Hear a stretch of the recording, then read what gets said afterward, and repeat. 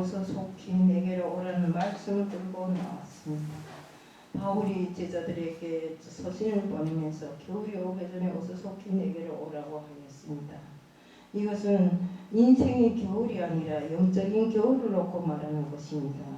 하나님 아버지, 오늘 이 시간을 통해서 정말 우리가 영적인 겨울을 어떻게 지혜롭게 겪어야 하는가 하는 것을 정말 배우게 되고 또 정말 가르침 듣게 되어 있습니다. 주님, 듣는 귀로 하여금 지혜롭게 하여 주시고 말하는 자의 입술을 그대로 주님께서 역사하여 주시옵소서. 오늘 이 시간도 주님 앞에 맡겨오며 예수 그리스도 이름 받들어 감사하며 기도드리옵나이다. 아멘. 현 시대를 100세 시대라고 합니다. 사람이 오래 사는 것도 중요하지만 이 시대에 살면서 내가 어떻게 살았는가 하는 것이 더 중요합니다. 매사의 출발도 중요하지만 그 과정도 중요한 것입니다. 그러나 결과는 더 중요합니다. 우리 사람이 떠나는 기억나는 사람이 있습니다. 사람은 앞모습보다 뒷모습이 아름다워야 한다고 합니다. 우리 화장실에도 보면 앉았던 자리가 깨끗해야 한다고 했잖아요. 그것처럼 우리가 운동선수가 아무리 출발을 잘했다 할지라도 그 결과가 제대로 나오지 못하면 그것은 이겼다고 말할 수 없습니다. 오늘 말씀은 바울이 유언의 말씀과도 같은 것입니다. 디모데후서 4장 21절에 보면 디모데에게 마지막 서신을 보내면서 겨울 전에 속히 오라고 부릅니다. 당시 그 지중해 연안에는 겨울이 오면 강이 다 얼어붙어갖고 배가 다닐 수 없습니다. 그래서 겨울이 오기 전에 오라고 불렀습니다. 인생의 계절은 겨울도 되겠지만 신앙이 겨울을 의미하기도 합니다. 인생은 언제인지 모르나 반드시 겨울이 있습니다. 겨울이 왔다고 원망하는 것은 어리석은 짓입니다. 성도의 지혜는 다가오는 겨울을 어떻게 맞이하고 어떻게 보내는가 하는 데 있습니다. 누가복음 6장 15절에 보면 정말 어병의 기적에도 해가 저물어 가매라는 단어를 썼습니다. 또 마태복음 14장 23절에 예수님은 해질녘에 혼자 기도하러 산에 갔다고 했습니다. 여기서 마태복음 14장 23절에는 밤 사경에 풍랑으로 고난 당하는 제자들의 모습을 볼 수 있었다고 했습니다. 그 저물매, 날이 저물매 이런 소리가 있잖아요. 인생의 시간표 겨울을 놓고 말하는 것입니다. 영적으로 이는 예수가 없을 때를 가리킨다고도 했습니다. 창세기 1장 2절에 보면 예수가 없으면 세상이 혼돈하고 공허하고 흑암 속에 있는 것 같은 것을 말한다고 했습니다. 예수가 있으면 질서가 딱딱 잡히고 정말 만족하고 빛 가운데 사는 것처럼 훤히 밝다고 했습니다.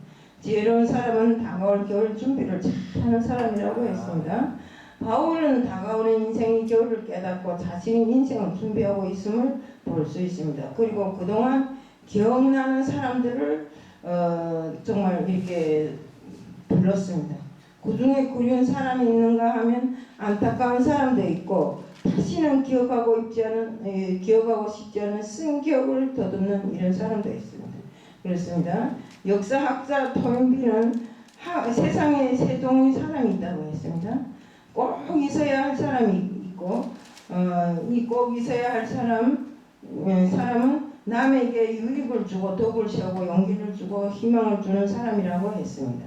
또 있으나마나한 사람이 있습니다. 이 사람 남에게 손해도 끼치지 않고 자기 걸 손에 붙지도 않고 이런 사람입니다. 또 세 번째는 꼭 없어야 할 사람이 있습니다. 피해를 주고 사회에 악을 끼쳐놓고 정말 사람들을 황폐하게 만드는 이런 사람입니다. 토인비는 세 번째 사람을 인류를 병들게 하는 악의 뿌리라고 이렇게 말했습니다. 우리 하나님 나라에도 꼭 필요한 사람이 있습니다. 사람이라고 해서 모든 것을 포용하는 것이 사람이 아닙니다. 하나님은 비유를 통하여 천국에 갈 수 있는 사람을 구별하고 있습니다. 새 예루살렘의 주인공들을 예수 그리스도를 십자가에 내어놓고 찾고 있습니다. 우리 예수님은 3년 6개월 동안 12제자를 선택하여 천국의 비밀을 가르치고 병을 고치고 또 복음을 전파하면서 잘 가르쳤습니다. 사도행전 1장 4절에 보면 성령이 충만할 때까지 예루살렘을 떠나지 말고 아버지의 약속하신 것을 기다리라고 했습니다. 또 사도행전 1장 14절에 보면 성령이 충만한 사람을 필요로 했다고 했습니다.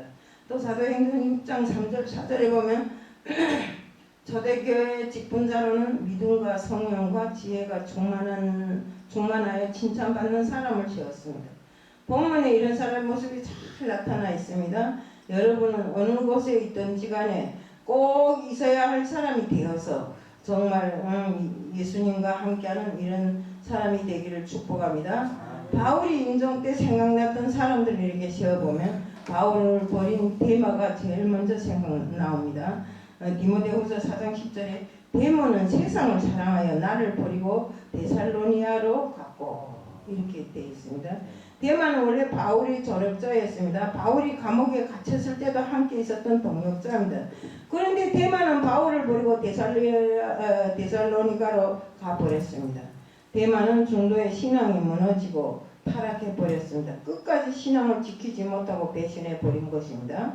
우리 살면서 상처 중에 가장 큰 상처가 배신이라고 합니다.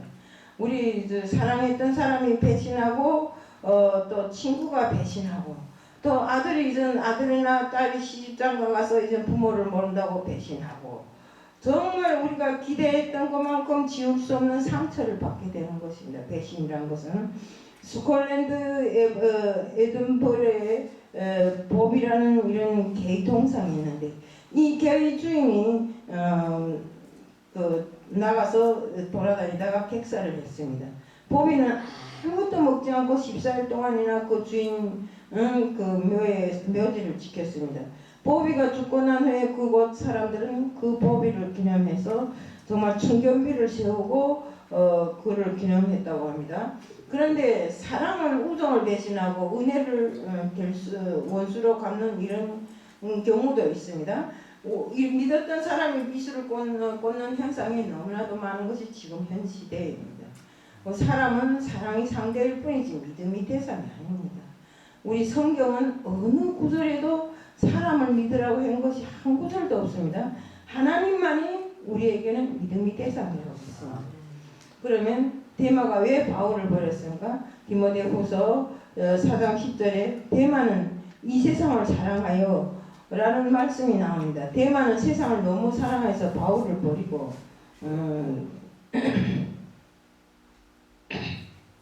바울을 버리고 떠나갔습니다. 세상을 너무 사랑했기 때문입니다.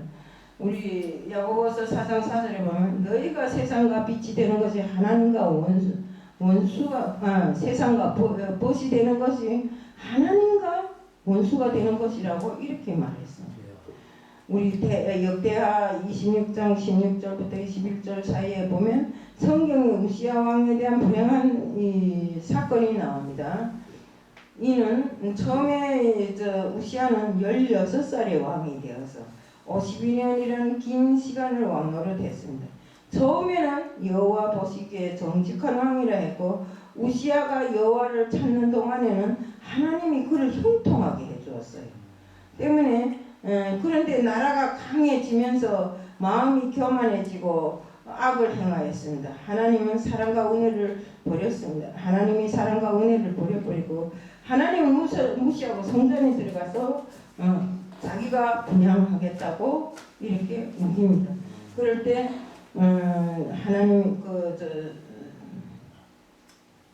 분양소에 들어갔을 때 80명이나 되는 제사장들이 그에게 빨리 밖으로 나가라고 내보냅니다. 그런데 그가 하는 말이 내가 이 나라의 왕인데 내보다 더 높은 사람 어디 있어서 제사장들이 뭔데 분양을 할 수 있는가? 제사장이 하는 분양을 내가 왜 못하냐고 이렇게 했습니다. 그래서 그가 불을 켜들고 분양을 하려고 하는 그 시간에 그의 이마에서부터 나병이 나기 시작했습니다. 그래서 그는 병이 남으려 해서 성전에서 쫓겨났어요. 그는 죽는 날까지 나병 환자로 살았고 죽어서도 왕의 묘실에 못 들어갔어요.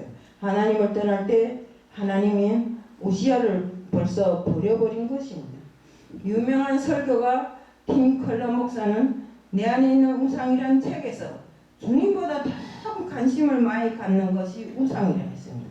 또 주님보다 더 사랑하는 것도 우상이고 주님보다 더 애착을 갖는 것도 우상이라고 했습니다.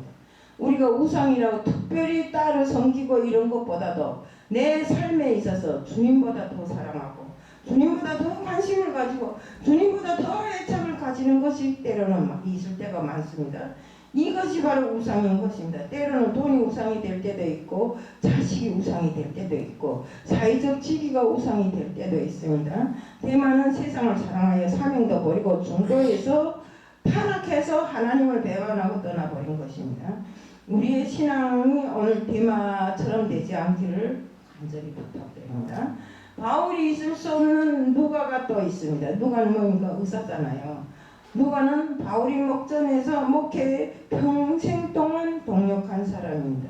누가는 의사 출신이기에 수리아 안디옥 출생의 헬라인입니다. 누가복음 사도행전을 기록하였습니다. 이분이 갈라디아서 14장 13절에 보면 바울이 병으로 고생할 때 감옥에 갇혔을 때도 치료해주고 끝까지 바울과 함께 했습니다.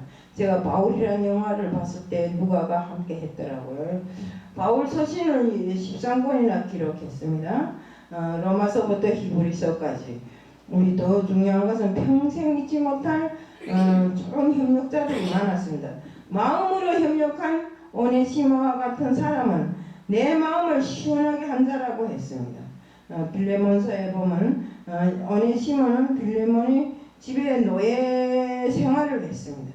바울이 오네시모에게 복음을 전합니다. 예수를 믿고 그가 얼마나 성실한 사람이 성도가 되어서 살았는지 그는 바울을 섬기는 사람이 되었어요.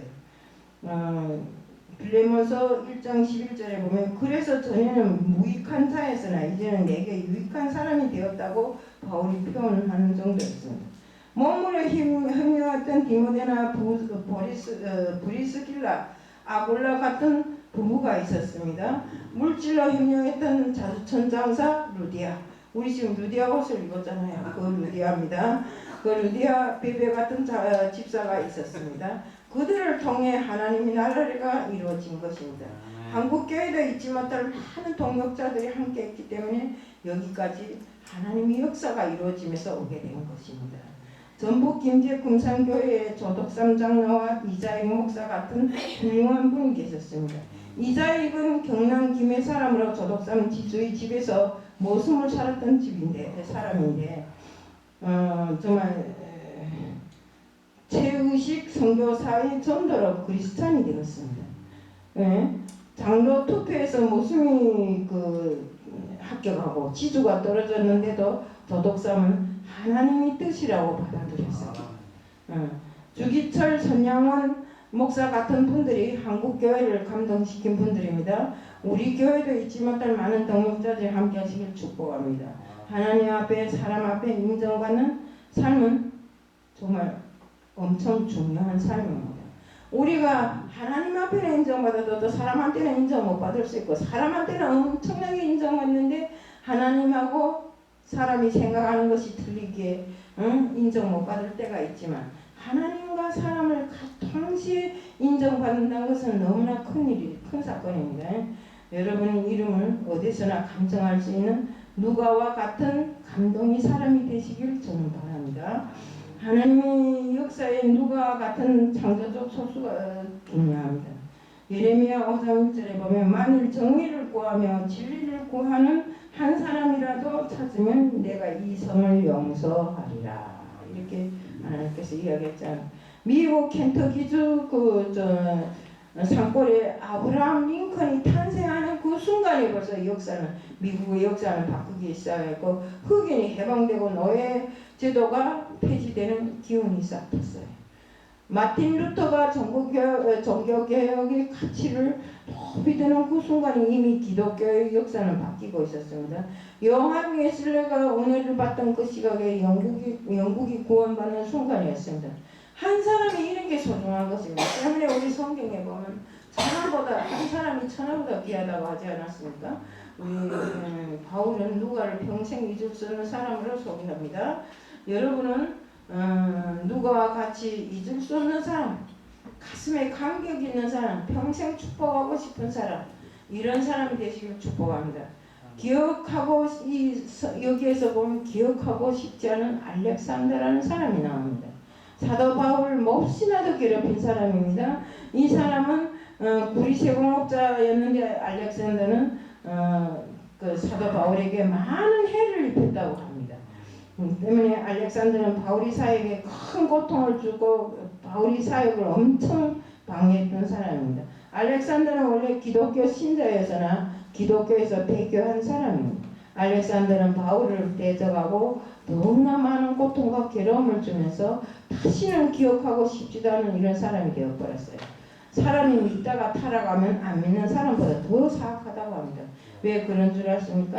마태복음 12장 43절 45절에 보면 나갔던 귀신이 나갈 때는 하나 나갔는데 나갔던 귀신이 7을 차고 다시 그 사람한테 들어오기 때문에 응?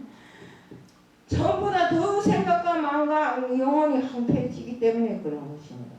알렉산더를 주의하라고 했습니다. 디모데후서 4장 15절에 보면 너도 저를 주의하라. 저가 우리를 심히 대적하였느니라. 조심해야 할 사람이 있습니다. 위험한 사람이 또 있습니다. 사귀지 말아야 할 사람이 있습니다.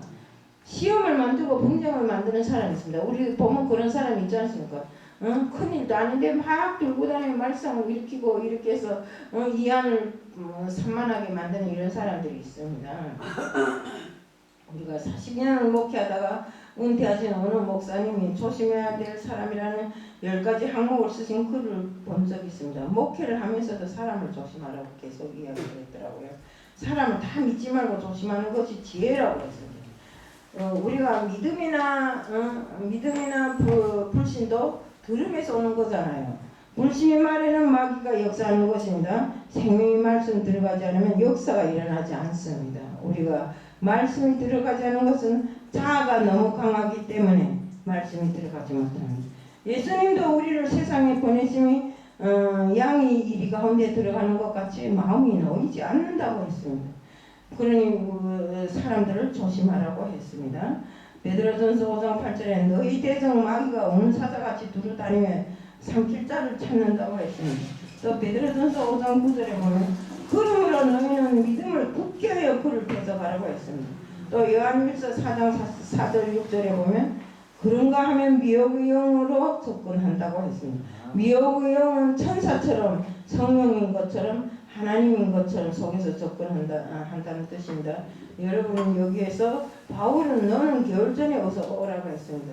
이것은 지중해 연한 계절이 겨울도 되겠지만 인생이 겨울도 되고 신앙이 겨울도 되는 것입니다. 우리 인생이 겨울이 오기 전에 신앙이 겨울이 오기 전에 주님께로 더 가까이 우리는 나가야 합니다. 또한 바울은 임종 때 가장 필요한 것이 있었습니다. 무엇이었을까요? 누가를 향해서 말합니다. 누가야, 너 가서 가죽으로 된 책에 쓴 글을 가지고 오라. 그것이 뭡니까? 바로 성경인 것입니다. 말씀입니다. 우리가 인생의 종말에서 있는 바울에게 꼭 필요한 것은 지식도 아니고 또 로마 시민권도 아니요 사람도 아니었고 오직 하나님 말씀이었습니다. 그래서 가죽 종이에 쓴 책을 가지고 오라고 했던 것입니다.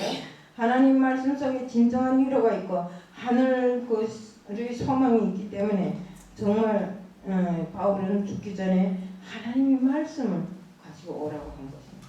하나님 말씀 속에 정말 여러분도 결단에 앞서 무엇을 붙잡으려 하는지요. 우리 계시록 1장 20절에 보면 7뼈를 붙잡고 7 금촉대 사이로 왕래하시는 주님의 손에 인생을 맡기고 하나님의 말씀을 붙잡으라고 했습니다. 그렇습니다. 우리도 인생이 겨울이 오기 전에 어서 주님 앞에 나와서 위로를 받아야 합니다. 여러분이 갈 길은 하나님이 인도해 주시기를 믿습니다. 우리가 하나님이 아니면 누구한테가 붙겠습니까? 나가서 돌아다니는 것마다 우리를 삼키려고 돌아다니는 마귀 사탄뿐이고 우리를 유혹하고 미혹하는 영들뿐인데 우리가 하나님 말씀으로 잘 무장하지 않으면 금방 넘어갑니다. 때문에 우리는 사나 죽으나 하나님 말씀을 기본으로 해서 우리의 앞길을 개척해야 하고 정말 우리의 영성이 정말 겨울을 맞기 전에 정말 우리가 하나님 뜻에 맞춰 사는 우리들 모두가 되다는 것을 말씀드리면서 오늘 말씀을 마칩니다. 사랑의 하나님 아버지 감사합니다. 정말 우리가 하나님 뜻에 맞춰서 살지 않으면 어떤 것도 믿지 못하는 것입니다. 더욱이 성경에는 사람을 믿지 말라고 했습니다. 사람을 믿으면 잘못될 때가 너무나 많습니다. 때문에 우리는 사람보다 중요하게는 하나님 말씀이 우리 교훈이 되어서 언제나 하나님 말씀의 뜻으로 살아가게끔 하여 주시옵소서. 오늘 이 시간도 주님 앞에 맡겨하며 예수 그리스도를 받들어 감사하며 기도드리옵나이다. 주 기도로